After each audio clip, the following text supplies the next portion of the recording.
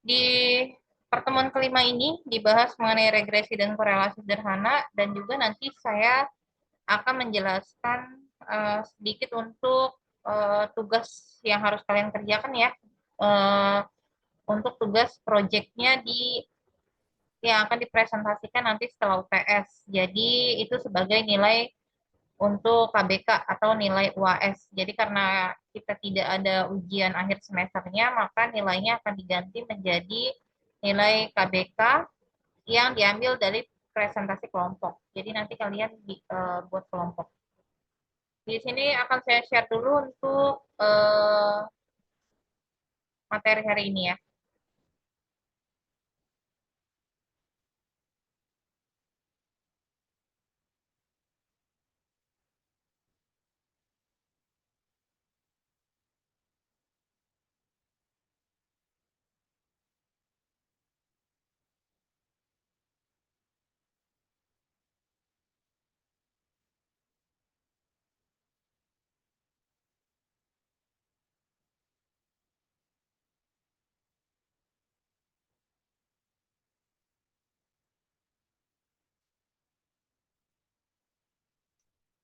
Di pertemuan 5, materinya tentang regresi dan korelasi sederhana.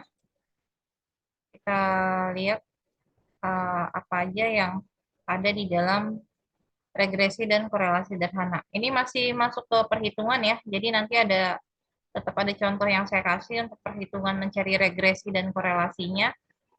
Uh, ini juga masih menggunakan Excel, perhitungannya nanti saya kasih contoh yang manual menggunakan Excel, dan nanti kalian bisa mempelajarinya menggunakan software SPSS. Jadi nanti kalian wajib punya software SPSS ya. Kalau yang belum punya, tolong dicari, boleh di-download, cari di internet untuk software SPSS, kemudian nanti kalian install dan kalian terapkan di SPSS, karena penggunaan SPSS itu lebih mudah ya, lebih cepat, dan untuk proses perhitungan itu uh, lebih enak lah dibanding dengan menggunakan Excel, karena uh, kita melakukan perhitungan secara manual. Walaupun di Excel juga bisa otomatis ya menggunakan data analis. Kita lihat untuk materinya. Yang pertama, pengertian dari regresi dan korelasi.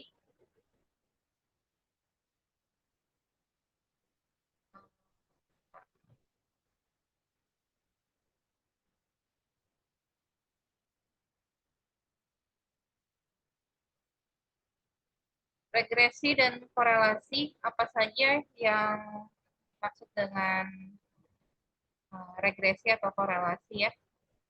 Regresi dan korelasi ini digunakan untuk mempelajari pola dan mengukur hubungan statistik antara dua atau lebih variabel.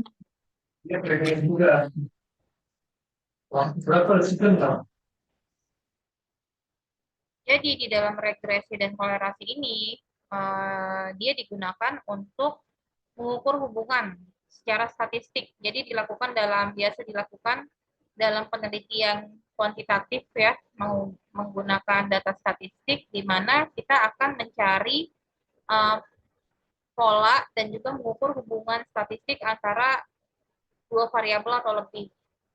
Terus jika digunakan hanya dua variabel, dia disebut dengan regresi dan korelasi sederhana. Sedangkan kalau ada lebih dari dua variabel yang digunakan, kita sebut dengan regresi dan korelasi berganda.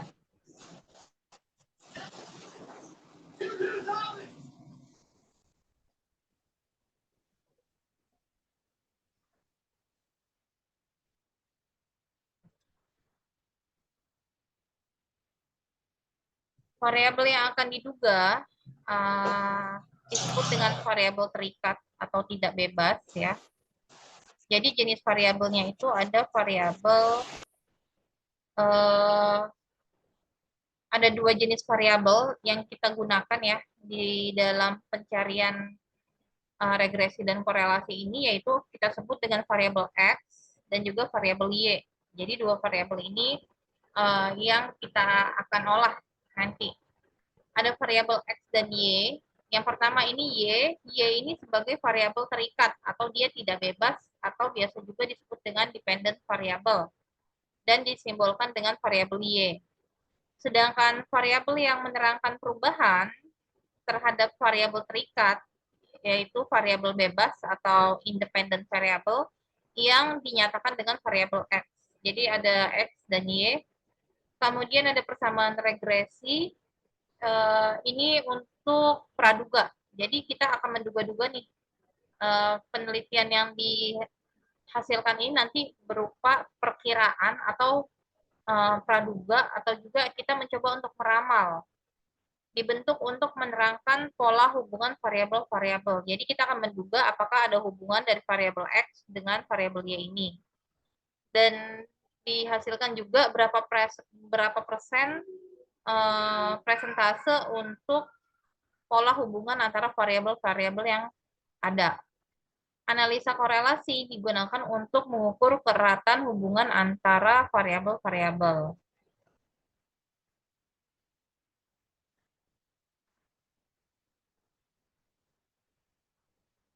Untuk menentukan persamaan hubungan antar variabel, langkah-langkahnya harus dilakukan ya. Yang pertama kita mengumpulkan data dari variabel yang dibutuhkan, misalnya X ini sebagai variabel bebas dan Y sebagai variabel tidak bebas. Kita tentukan dulu data-datanya yang mau diolah, kemudian kita buat menjadi variabel X dan Y.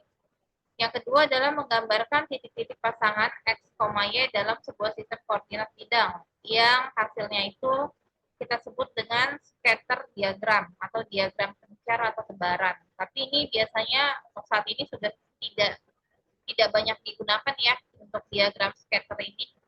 Jadi nanti boleh kita skip, kita langsung ke proses pengolahan datanya saja. Ini kegunaan dari diagram pencar. Ada 3 kegunaannya ya. Yang pertama itu menunjukkan apakah terdapat hubungan yang bermanfaat antar dua variabel.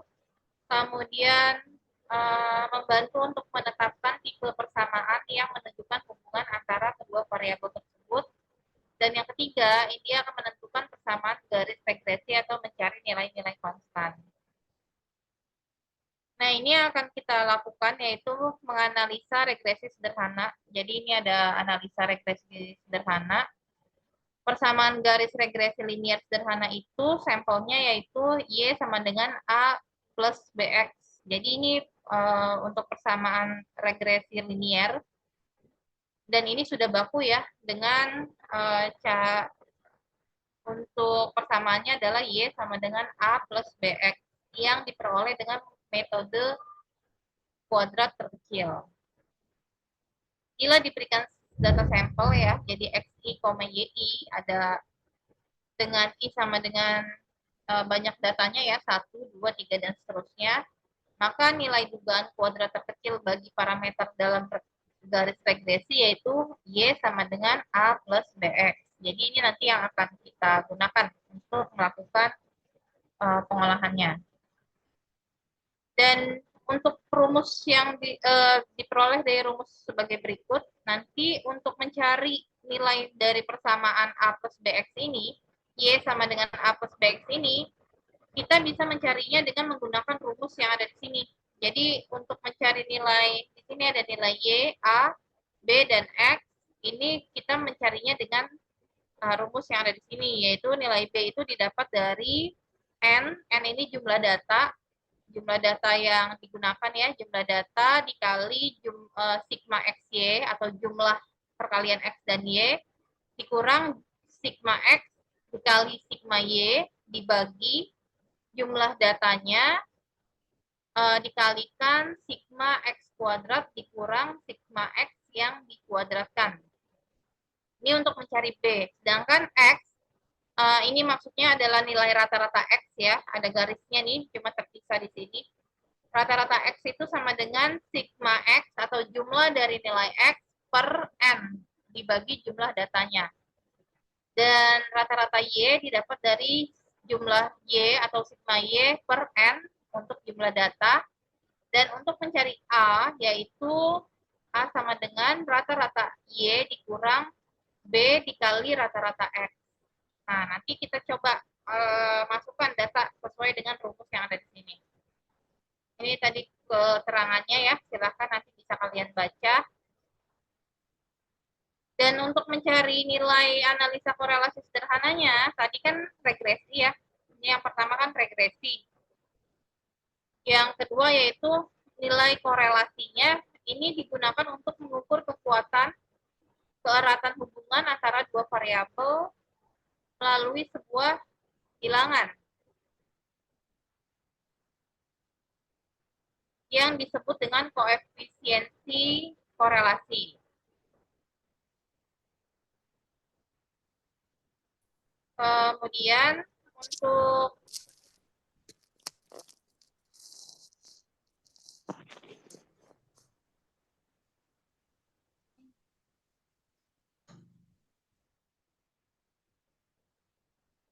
koefisiensi korelasi linier ini disimbolkan dengan huruf R, dengan simbol R, adalah ukuran hubungan linier antara dua variabel atau peubah acak X dan Y untuk mengukur sejauh mana titik-titik menggerombol sekitar sebuah garis lurus regresi.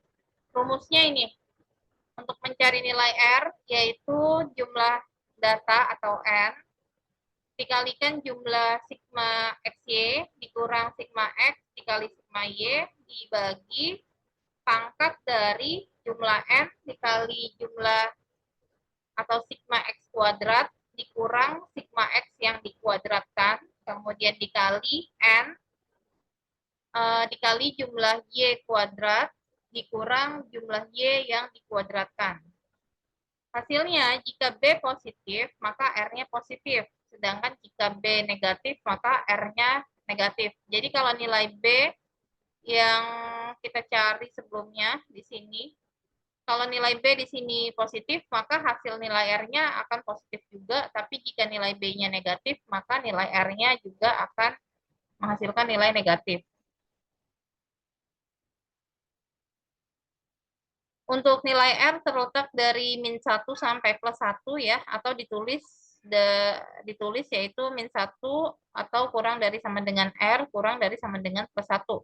Pokoknya hasil dari R itu ada di antara min 1 atau plus 1.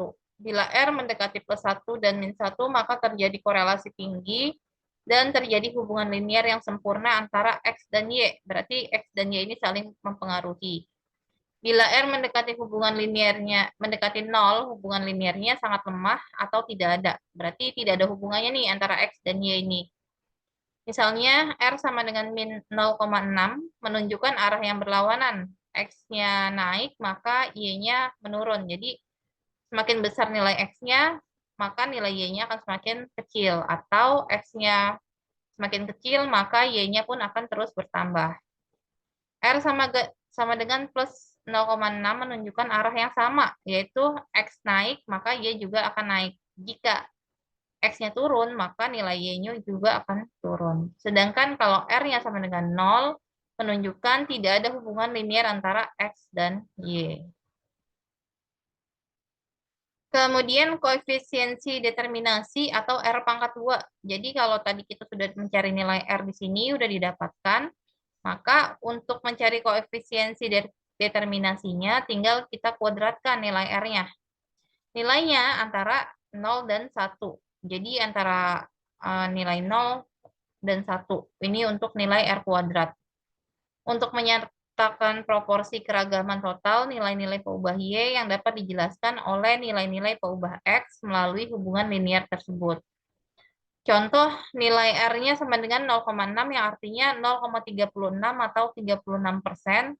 Di antara keragaman total nilai-nilai Y dapat dijelaskan oleh hubungan liniernya dengan nilai-nilai X atau besarnya sumbangan X terhadap nilai turunnya Y adalah 36%, sedangkan 64%-nya disebabkan oleh faktor lain. Jadi kalau sudah didapat hasilnya, hasil koefisiensi determinasinya 36%, berarti antara X dan Y ini saling nilai pengaruhnya adalah 36%. Dan faktor lain yang mempengaruhinya adalah 64% yang didapat dari 100% dikurang 36. Jadi untuk faktor lain, untuk yang penyebab yang disebabkan oleh faktor lain itu sebanyak 64%, atau sisanya ya dari 100% dikurang 36%. Ini ada contoh, nanti kita coba hitung yang ini ya. Saya kasih contoh. Kemudian ini ada cara penghitungan persamaan regresi dan koefisiensi korelasi dengan Excel ya, Excel 2003. Ini menggunakan dua variabel X dan Y. Ini ada cara dengan 2007 dan 2010. Nanti ada langkah-langkahnya, nih bentuk hasilnya menggunakan Excel. Kemudian ada juga menggunakan SPSS. Ini juga cukup mudah karena memang SPSS ini adalah software yang digunakan untuk melakukan pengolahan penelitian yang sifatnya itu penelitian kuantitatif. Ini bentuk hasilnya seperti ini. Sama sebenarnya dengan yang Excel tadi. Cuma kalau di SPSS bentuk tampilan hasilnya seperti ini. Ini persamaan regresinya ya, hasilnya di sini ada 4,046 dengan nilai B-nya 1,647, berarti persamaan regresinya 4,046 plus 1,647X. Diambil dari persamaan regresi yang tadi sudah ada di sini. Nah, yang ini, Y sama dengan A plus BX. Dan kalau kita pakai SPSS, dia langsung muncul di sini. Ada grafiknya juga udah muncul. Nah, sekarang saya mau coba kasih contoh untuk yang ini ya. Ada pengeluaran untuk konsumsi rumah tangga berkaitan dengan pendapatan rumah tangga. Jadi, apakah besarnya pendapatan itu akan mempengaruhi juga dengan besarnya biaya yang harus dikeluarkan? Atau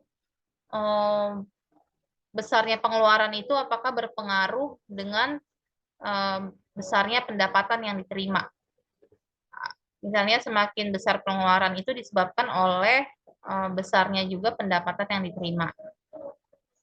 Ini dalam puluhan ribu ya, 10.000. Berarti ini 180.000, 230.000, 280.000 ya hasil perhitungannya. Dan di sini ada 1, 2, 3, 4, 5, 6, 7, 8. 8 data yang digunakan. Itu ada pendapatan sebagai variabel X dan pengeluarannya sebagai variabel Y. Buatlah diagram pencarnya, tentukan persamaan regresinya, perkirakanlah sebesarnya pengeluaran untuk konsumsi jika pendapatannya 950.000. Kemudian cari nilai korelasi, koefisiensi korelasi, dan koefisiensi determinasi. Saya langsung masuk di poin B ya, persamaan regresi. Jadi diagram pencarnya ini saya skip. Saya masuk ke poin B langsung. Di sini sudah saya pindahkan ke Excel. Untuk datanya udah saya pindahkan ke Excel. Bentar, saya buka dulu Excelnya.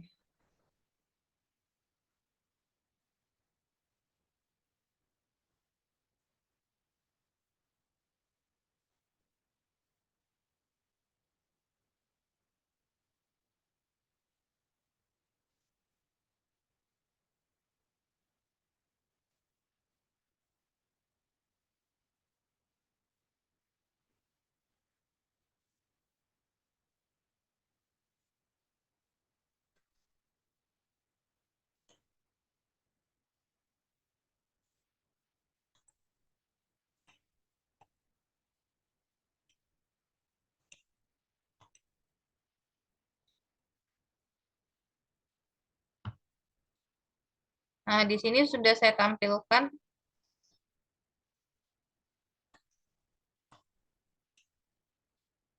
ada pendapatan dengan variabel X dan pengeluaran sebagai variabel Y ya. Jadi apakah pendapatan yang besar itu akan mempengaruhi jumlah pengeluarannya juga? Apakah jumlah pendapatan akan mempengaruhi jumlah pengeluaran? Kita lihat.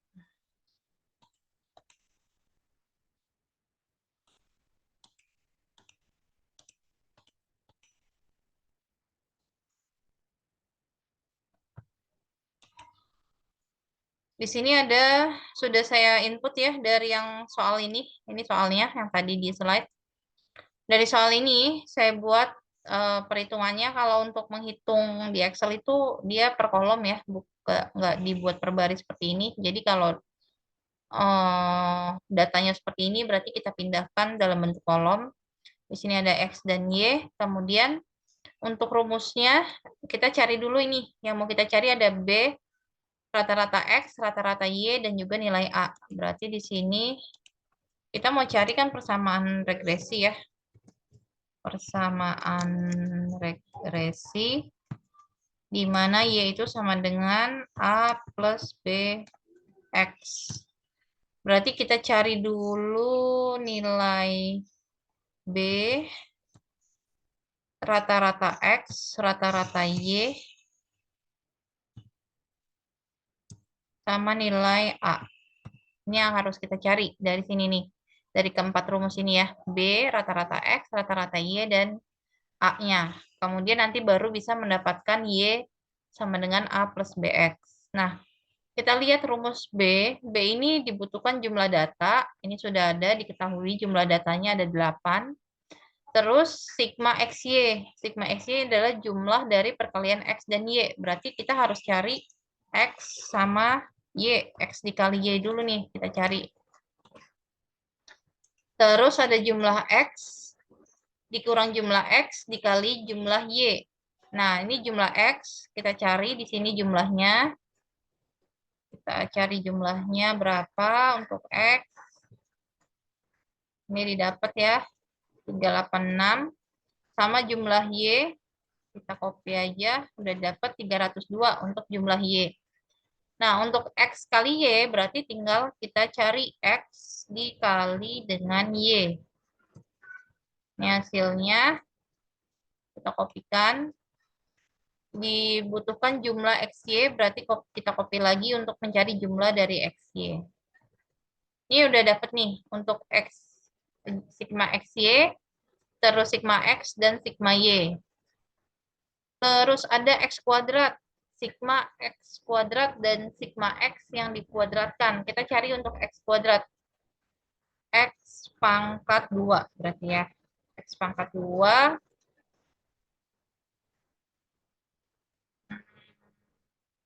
Untuk X pangkat 2 berarti sama dengan ini X pangkat 2. Ini simbol pangkat ya kalau di Excel. Kemudian enter, dapat hasilnya 324, kita copy ke bawah. Nah, karena dicari jumlahnya, jumlah X kuadrat, berarti ini kita kopikan. Nah, ini hasilnya. Ini yang kita butuhkan untuk mencari nilai B. Jadi kita masukkan aja B-nya untuk nilai B ya. Di sini saya taruh B, oh di sini ada.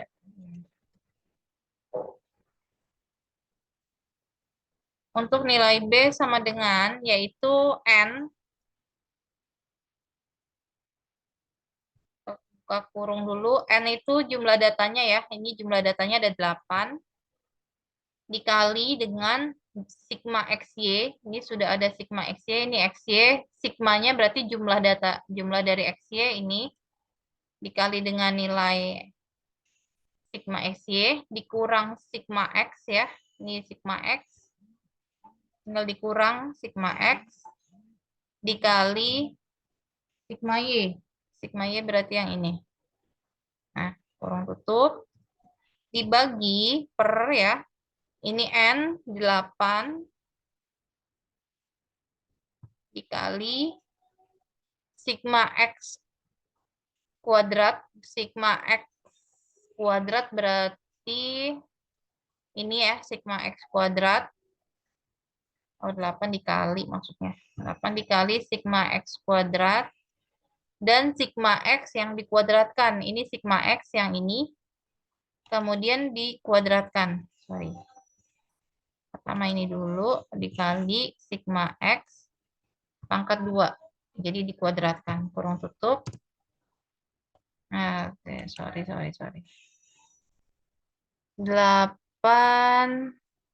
Oh, dikurang ya. Ini bukan dikali. Ini dikurang. Nah, ini hasilnya 0,699. Kita jadikan dia bilangannya 2 desimal aja ya.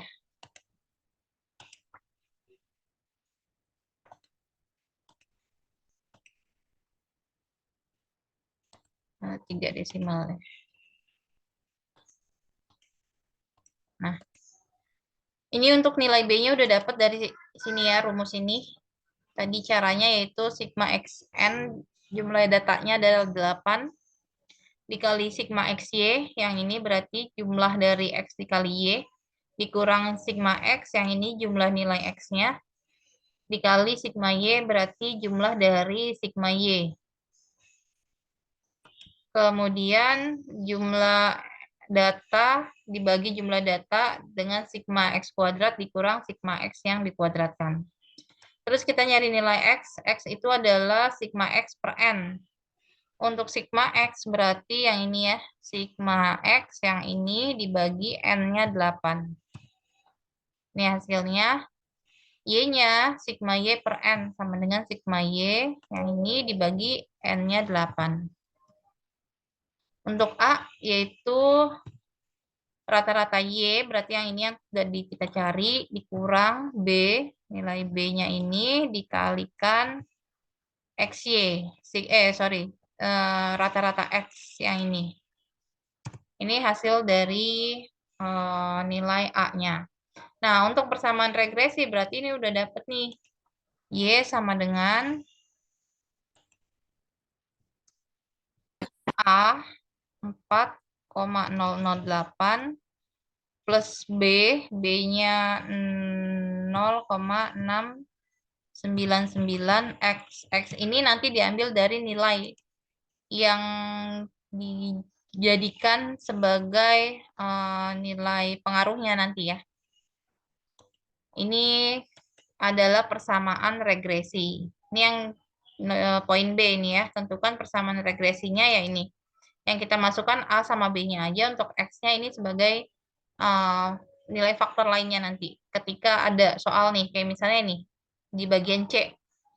Perkirakanlah besarnya pengeluaran untuk konsumsi jika pendapatannya 950.000. Nah, berarti X-nya ini adalah 950.000. Jadi, kalau kita mau cari nilai yang Y-nya dengan Y untuk 950.000, tinggal kita masukkan aja di rumusnya. Y sama dengan 4,008 ya, hasil yang tadi untuk A-nya. 4,008 dikali 0,699. Oh, ditambah ya, ditambah maksudnya dikali dengan X-nya. X-nya berapa? Yaitu 950.000. Ini untuk yang C-nya ya, sesuai dengan yang ada di soal. Tinggal di enter, yaitu kalau pendapatannya 950.000, berapa pengeluaran yang diperkirakan akan dikeluarkan atau pengeluaran yang dibutuhkan untuk biaya konsumsi rumah tangga ini kalau pendapatannya 950.000. Nah, setelah kita hitung dengan persamaan regresi, maka dapat hasilnya segini. Kalau kita rupiahkan, berarti jumlah pendapatan 950.000 itu pendapatan 950.000, maka pengeluarannya sekitar 664.000. Ini perkiraannya ya, perkiraannya. Jadi kalau kita lihat semakin besar pendapatan, otomatis jumlah pengeluaran juga akan semakin besar. Tapi nanti kita lihat lagi dengan koefisien korelasi. Gimana hasilnya? Nah, koefisien korelasi R, untuk mencarinya kita pakai rumus yang ini. R sama dengan N, jumlah data, dikali sigma XY dikurang sigma X, dikali sigma Y, dibagi pangkat dari jumlah data, dikalikan jumlah X kuadrat, dikurang jumlah X yang dikuadratkan, dikali dengan jumlah data, dikurang Y kuadrat, jumlah Y kuadrat, dikurang jumlah Y yang dikuadratkan. Nah, ini kita udah punya semua tadi ya hasilnya. Cuma yang belum ada itu yang Y ya, Y kuadrat. Nah, kita tinggal cari aja di sini, tambahkan Y pangkat 2. Y pangkat 2 sama dengan Y pangkat 2.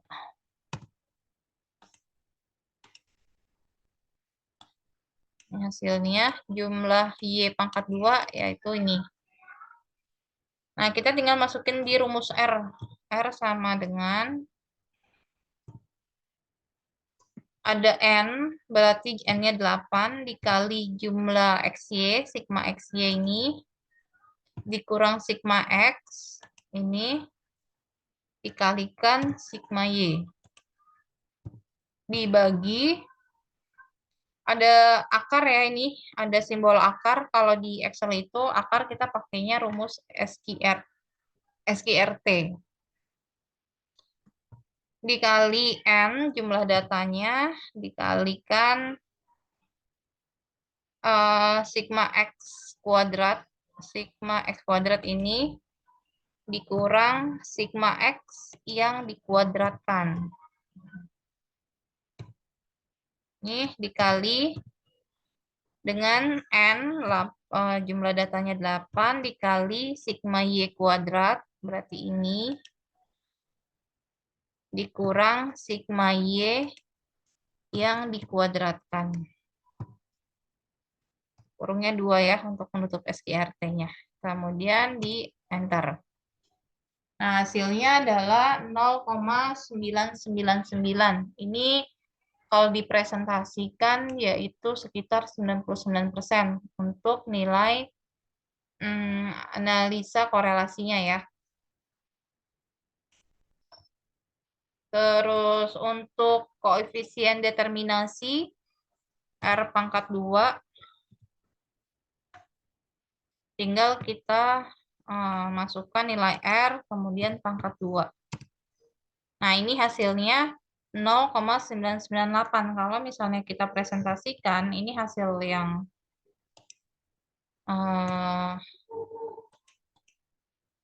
dicari ya presentasinya.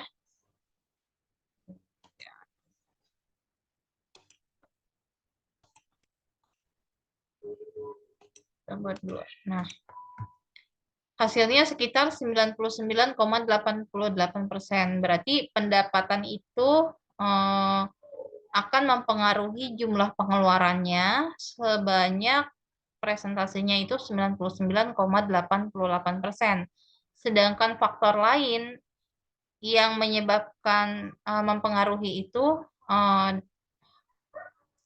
kekurangan dari 99% ini, berarti sekitar 1% ya untuk faktor lain yang mempengaruhi jumlah pengeluaran. Jadi besarnya pengeluaran itu dipengaruhi oleh besarnya pendapatan. Semakin besar pendapatannya, maka semakin besar juga pengeluarannya.